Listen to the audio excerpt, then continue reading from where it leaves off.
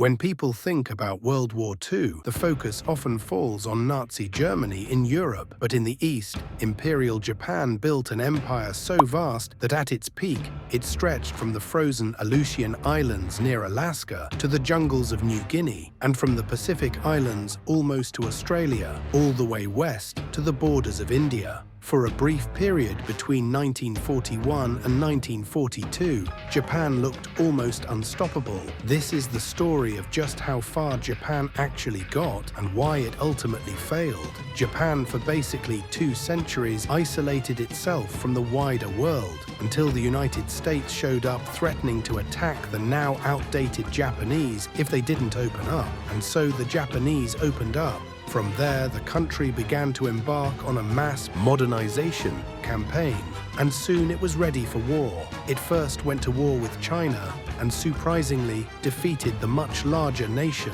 taking Taiwan. From there, it became more and more interested in Korea, which was under the influence of China, but now was more under Russia's influence. And so Japan went to war with Russia, where it again defeated the much larger country, to the surprise of many people. From there, it annexed Korea in 1910 and went to war with the Central Powers in 1914, again winning and gaining more territory. From there, Japan soon wanted more and more, deciding to outright invade more and more of China in the 1930s, causing it to be condemned and sanctioned by the US.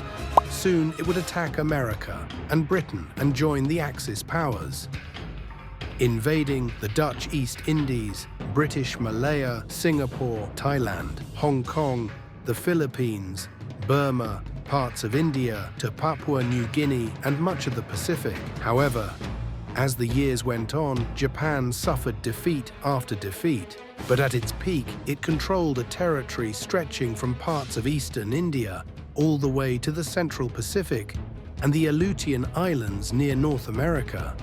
But this rapid expansion came at a cost. Japan was overstretched, short on resources, and facing enemies with vastly greater industrial power. As the war dragged on, defeat followed defeat. Key battles like Midway, Guadalcanal, and Imphal marked the turning point.